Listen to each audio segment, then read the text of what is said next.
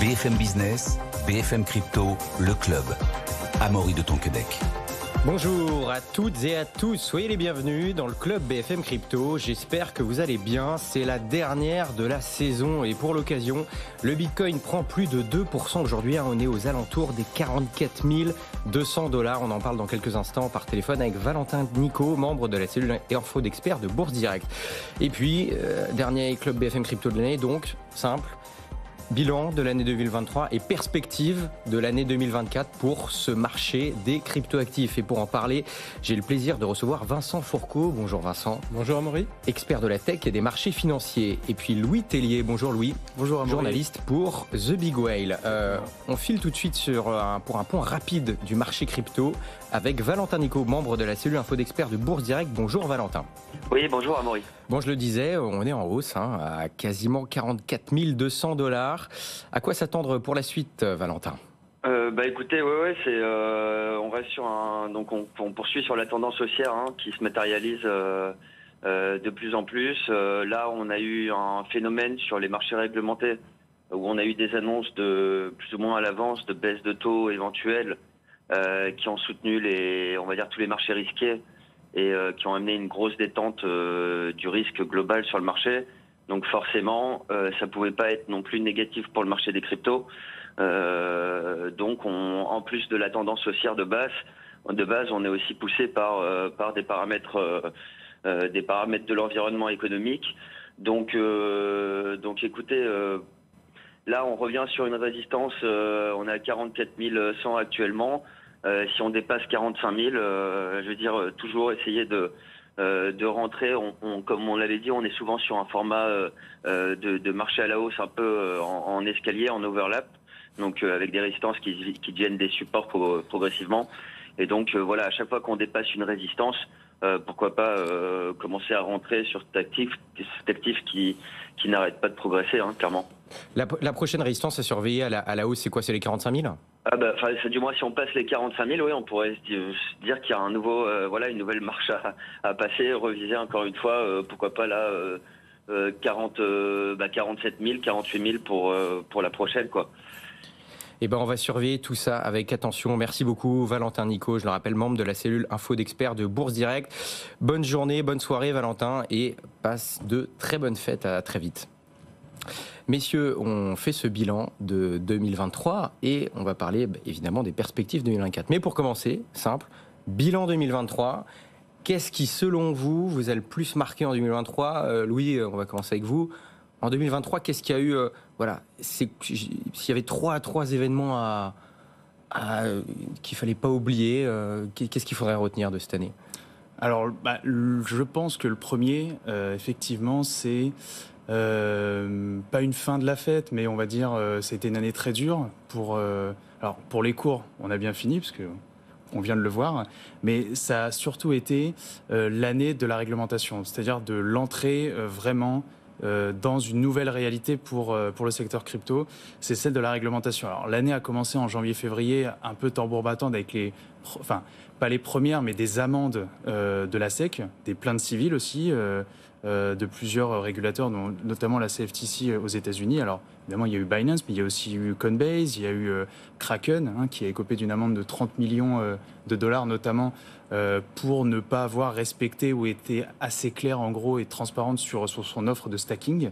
Donc on rappelle, le stacking, c'est le fait d'immobiliser des cryptos dans une blockchain en gros pour participer à sa sécurisation. Et ce qu'a dit la SEC, c'est à reprocher à Kraken en fait de ne pas avoir été assez transparent. Donc ça, c'est quand même la première chose, c'est que évidemment les acteurs crypto connaissaient le spectre, le risque, de l'entrée en vigueur de la réglementation, et aux États-Unis, on l'a clairement eu. Le deuxième événement, quand même, alors on va un peu personnaliser, et c'est quelque chose qu'on a souligné dans le rapport de The Big Whale, donc qui a été rédigé D'ailleurs, donc vous avez fait un rapport, donc tendance et perspective de 2024 pour le marché des actifs numériques, que vous allez voir apparaître la première, la couverture à l'écran. Voilà, pour ceux qui nous suivent à la télé, vous voyez ce rapport qui est sorti déjà, du coup. Exactement, il est sorti, voilà. Il est téléchargeable gratuitement sur le site, donc The Big Whale. Il a été rédigé sous la direction de Grégory Raymond, donc qui est patron, directeur de la recherche. Qui est directeur de la recherche, exactement. Alors aujourd'hui, voilà, c'est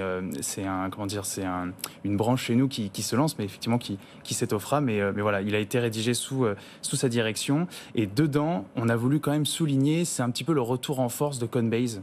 Parce que si la réglementation commence à arriver, en fait, serait inévitable. En fait, il y a des acteurs depuis quand même maintenant plus de 10 ans, parce que Coinbase a été lancé il y a plus de 10 ans maintenant. Coinbase fait le bon élève depuis le début, en tout cas par rapport à un Binance qui a une stratégie un peu pirate, on va dire. Voilà, alors beaucoup moins ces dernières années, mais effectivement, Coinbase a toujours clamé.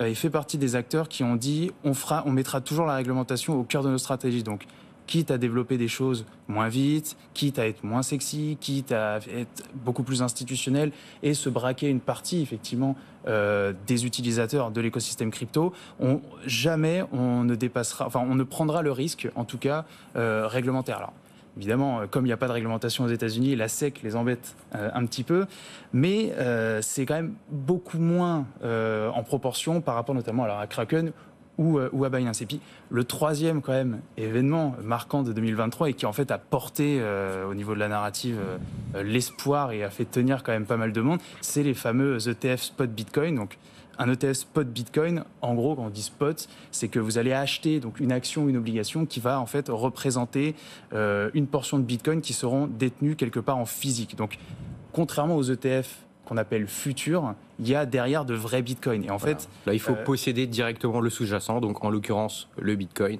Exactement. Alors vous ne le possédez pas directement, mais en gros vous pouvez. Quelqu'un le possède pour vous. Voilà, en tout vous cas. pouvez vous exposer à de vrais bitcoins. Alors que dans le futur, en fait, vous pariez un petit peu sur des bitcoins que vous ne détiendrez jamais, en fait. Voilà.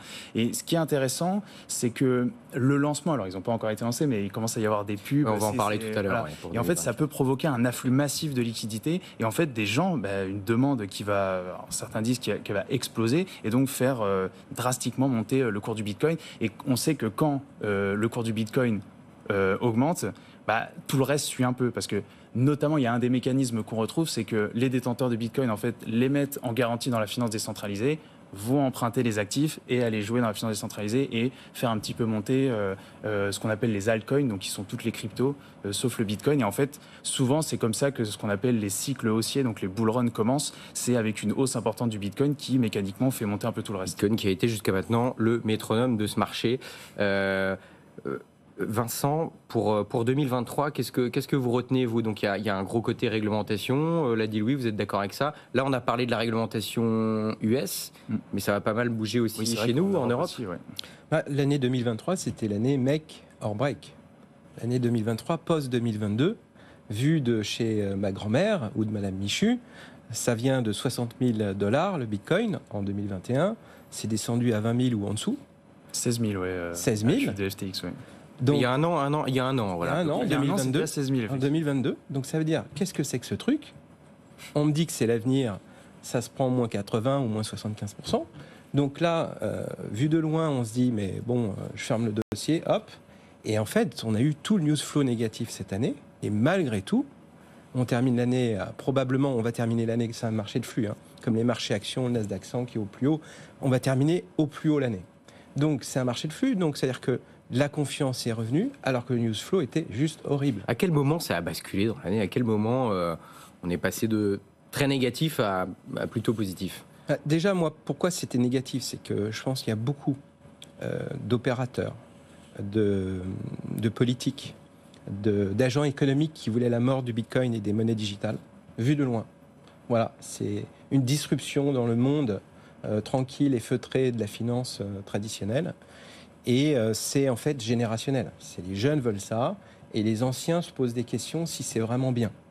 Et je ne vous parlerai pas des discussions que j'ai avec d'anciens ministres de la Finance ou de banquiers centraux, qui, pour eux, ce sont des sujets aujourd'hui qui ne sont pas appropriés dans la situation des dettes souveraines des grands États. Donc, je pense que tout le monde a compris. Donc, il était question de réglementer à défaut de dire stop, et de ralentir le processus qui semble être inévitable puisque c'est une volonté générationnelle de jeunes qui, eux, veulent cet outil-là pour demain. Et donc, c'est plutôt eux qui ont gagné puisque tout le news flow négatif, et il y en a eu, n'a pas remis en question la perception par le très grand public et aussi par les financiers de ce type d'outils. Et aujourd'hui, c'est l'année qui démontre qu'on on démontre en fait l'utilité et le succès du Bitcoin et des monnaies digitales autour du Bitcoin, parce que on s'inscrit pour une année 2024 avec plein de bonnes nouvelles, et le news flow sera pour le coup complètement différente. Et on parlait de réglementation qui a marqué cette année, on parlait de réglementation US.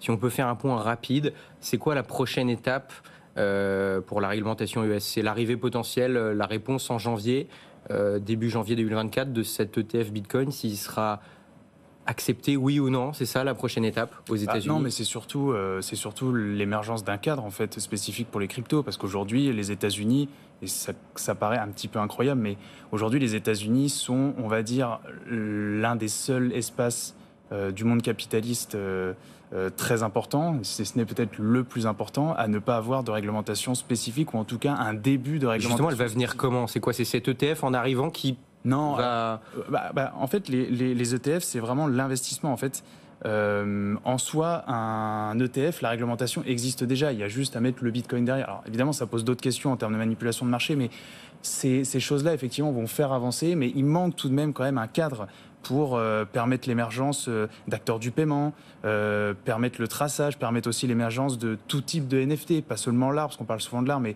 il y a plein d'outils de NFT qui sont nécessaires au niveau industriel. Donc en fait, pour faire émerger et pour vraiment, parce que Vincent l'a souligné, c'est une affaire générationnelle aussi, pour vraiment développer les usages, il faut un cadre, il faut un cadre spécifique, pas forcément des règles très différentes. Il y a certains aspects, par exemple, quand on parle de la tokenisation. Donc la tokenisation, c'est le fait de numériser, on va dire, ou en tout cas d'avoir des représentations d'actifs réels comme des actions sur blockchain. Ça, typiquement, la tokenisation, on peut appliquer quand même une grande partie du droit financier, mais il y a plein de choses, il y a plein de nouveaux usages qu'apporte le Web3, en tout cas des usages avec des chemins, des infrastructures différentes qui nécessitent quand même des réglementations adaptées. Et l'un des points forts, notamment en Europe, c'est d'avoir tout de suite différencié le côté titre financier et actif numérique. Ce qui n'est pas du tout le cas aux États-Unis. En fait, aux États-Unis, souvent, quand vous entendez la SEC dit tout est titre financier. Enfin, tout est security. Donc là, c'est encore flou, ce débat n'est pas tranché. Non, mais totalement, exactement. Et en fait, c'est vrai que quand on regarde un petit peu, en fait, le titre financier, une security, c'est quand vous allez toucher en fait un rendement, une sécurité, quand vous allez recevoir une sorte d'actif. En fait, effectivement, beaucoup de cryptos en fait, si voilà, on peut un peu les considérer comme des securities. Il y avait aussi des questions de gouvernance, de management, exactement. Et le problème, c'est que c'est pas clair. En fait, on peut aussi bien dire c'est pas des securities, mais on peut aussi bien dire c'est des securities. Donc, et la question là, c'est prévu. Il y a un cadre clair qui est prévu d'arriver là bientôt aux États-Unis, ou selon quand même les retours qu'on a de personnes sur place et de sources sur place. Ça paraît quand même assez... En fait, aujourd'hui, c'est un blocage politique aux États-Unis. C'est-à-dire que... Il faudra attendre les élections en novembre 2024. C'est le risque. Alors, on a vu aussi Coinbase, par exemple, est appelé, on va dire, à faire du lobbying un temps, justement, pour faire émerger un cadre avant, parce qu'un an, c'est quand même gigantesque. Dans un an, en Europe, il y aura MiCA. Donc, décembre 2024, il y aura les premières applications concrètes de MiCA. Donc MiCA, c'est la Market in Crypto Assets, donc le règlement européen qui est censé harmoniser, en tout cas, exactement, tout ce qui touche au Web3 entre les pays de l'Union européenne. En Europe, on aura ce régime, et aux États-Unis, ils viendront juste d'élire un nouveau président, ou les élections seront passées, ou pas, il y aura, ce sera peut-être toujours le même, mais voilà, c'est difficile d'imaginer un changement avant. Donc la situation est quand même très floue. Après, ça n'empêche pas des acteurs américains comme Circle ou Coinbase de se développer à l'étranger. Et puis peut-être aussi dans les perspectives de 2024, y a quand même une chose, c'est l'entrée concrète. On sait que aujourd'hui, la blockchain va constituer quand même une grande partie du futur des infrastructures du marché. C'est-à-dire qu'aujourd'hui, même si les banques restent quand même assez discrètes sur le sujet, tout le monde tout le monde travaille sur le sujet. Nous, on le révélait ce matin dans notre newsletter. Swift, par exemple, a présenté, alors c'est un prototype, c'est quelque chose qui n'est pas du tout opérationnel, mais a présenté lors d'une réunion, un moment de travail, on va dire, avec plusieurs banques, un prototype qui permet justement via son système de messagerie, parce qu'en fait Swift c'est un système de messagerie qui permet justement en gros, pour faire simple, de sécuriser en fait des transactions entre banques. Et en fait là ils ont présenté un système qui permettrait justement de réaliser donc du règlement sur blockchain via leur système de messagerie. Donc ils utiliseraient la blockchain, ce qui n'est pas le cas encore aujourd'hui. Exactement, pour pas se faire disrupter. Parce que effectivement, la blockchain, en fait, promet, en automatisant notamment le règlement livraison. Il pourrait se faire tout simplement des intermédiaires, quoi. Voilà. Exactement. Donc, en fait, on voit qu'aujourd'hui, ça va. En fait, 2023 était la confirmation que la blockchain allait vraiment compter dans les futures infrastructures de marché. Vincent, en 2024, on aura peut-être en janvier un ETF Bitcoin Spot. Dans ce cas-là, qu'est-ce que ça pourrait changer? Parce qu'il y a tout un débat. Certains disent c'est vraiment un game changer énorme, et d'autres disent ça va changer, mais pas tant que ça. C'est quoi votre point de vue là-dessus? Alors, d'un point de vue patrimonial, sur l'ensemble des crypto-monnaies, on est aujourd'hui à près d'1,5 trillion, 1500 milliards de dollars, en comparaison des 2000 milliards de contrats d'assurance vie qu'on a en France. C'est quasiment l'ensemble de l'épargne financière des Français qui est logée dans des contrats d'assurance vie, quasiment. Donc c'est une réalité qui est de la réglementation ou pas. Donc ce qui est assez fort, c'est que même sans réglementation d'un point de vue du juridique, du monde ancien, ça fait quand même l'équivalent de l'épargne française. Donc c'est une réalité, il n'y a pas de discussion là-dessus. On aurait pu se poser la question en 2022, parce que ça avait beaucoup baissé et ça aurait pu terminer à 100 milliards. Là, on en a 1500. Et donc, là, je dirais, l'argument massu, c'est de dire que BlackRock, par exemple, ou d'autres, les très grands asset managers, vont lancer de toute façon, pour des raisons stratégiques produits, d'innovation produit, donc ce type d'ETF. On attend, je crois, aux alentours du 10 janvier, Ark Invest, c'est ça la réponse? Alors, le 5 et 10, il y aura une nouvelle salve de réponses ou non. Effectivement, il y a beaucoup d'attentes. En fait, si vous voulez, c'est par période. Il y a plusieurs périodes. Et effectivement, les prochaines échéances où la SEC est attendue en termes de réponse, mais elle peut une nouvelle fois repousser. Ça peut être repoussé. Exactement. Oui, vous le sentez comment, là? Moi, je ne vois pas la SEC refuser indéfiniment. À un moment donné, il faut qu'il se positionne. Donc vous, Vincent, pour vous, c'est possible là qu'on l'ait début janvier? On ne peut pas nier. C'est pas impossible, de toute façon, tout est possible, mais vous êtes plutôt... On ne peut pas nier 1500 milliards sur ce type d'actifs. C'est pas possible. On ne peut pas. Alors, de là à déverser les 9 trillions, donc les 9 000 milliards que gère BlackRock sur ce type d'actifs, non. Mais je pense que tous les grands asset managers diront, vous mettez 5% sur ce type d'actifs, on ne sait jamais, mais 5% de 30 000 milliards, de 30 trillions des principaux asset managers, c'est pas mal. Ça fait encore une nouvelle fois 1500 milliards. Donc on a le potentiel pour doubler la market cap globale de toutes les crypto-monnaies déjà l'année prochaine. Donc ce qui pourrait doper entre guillemets le marché, donc il y a ça, il y a les taux, Jérôme Powell s'est exprimé il y a quelques jours, président de la Fed, qui prévoit potentiellement 3 baisses de taux en 2024. Bon, chez nous, la BCE, Christine Lagarde, n'a pas été très claire, on ne sait pas trop pour l'instant. Il y a aussi le halving qui va arriver en avril 2024. Donc c'est la division par 2 du nombre de récompenses qui est versé aux mineurs de Bitcoin, donc qui va mécaniquement augmenter la rareté de cet actif-là. À chaque fois qu'il y a eu un halving, dans les semaines qui ont suivi, on a un marché haussier qui est apparu. Est-ce que c'est probable qu'on ait la même chose en 2024? Oui, parce qu'en fait, comme dans les marchés actions, il y a un mimétisme, il y a une anticipation et ça devient des prophéties autoréalisatrices. On dit « sell in May and go away ». Vous avez aussi, en fin d'année, toujours, si les marchés sont haussiers début décembre, on sait qu'on va terminer sur le plus haut sur l'année. Donc il y a tout ça qui devient des prophéties. Et ça marche. Donc moi, si j'avais un ticket à mettre, je jouerais post-événement la hausse du Bitcoin.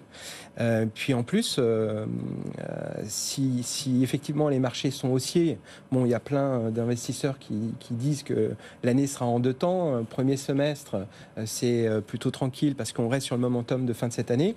Et puis deuxième semestre, c'est les élections. Je pense que le marché va déjà anticiper les élections courant premier semestre. Donc ça peut être compliqué pour les marchés actions, mais je pense que le Bitcoin, ça sera peut-être la première fois depuis longtemps qu'on va revoir une décorrélation avec le marché. Parce que sur l'année 2023, c'est le bêta du Nasdaq 100 x2. C'est l'évolution du Nasdaq 100 x2. C'est-à-dire que depuis septembre, le Bitcoin a pris 80%. Le Nasdaq 100 a accéléré aussi. Donc on voit que c'est des marchés de flux qui sont connexes. Et je pense que là, ce sera peut-être l'année 2024. Ce serait intéressant de voir si c'est le moment où cette classe d'actifs va se décorréler des autres classes d'actifs pour des raisons de rareté, mais aussi d'utilité. Louis, quelque chose à ajouter Oui, alors probablement, en fait, on va se diriger vers une baisse de taux.